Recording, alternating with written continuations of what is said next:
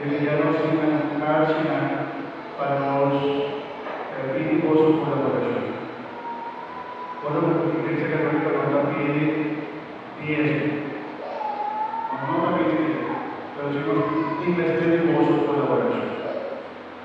Es verdad, porque que acompañamos en el acto especialmente parroquial, así que pedimos el esfuerzo para que nos cumpla en casa. Y con nuestro Padre y el 3 de noviembre, por 5 horas para y 10,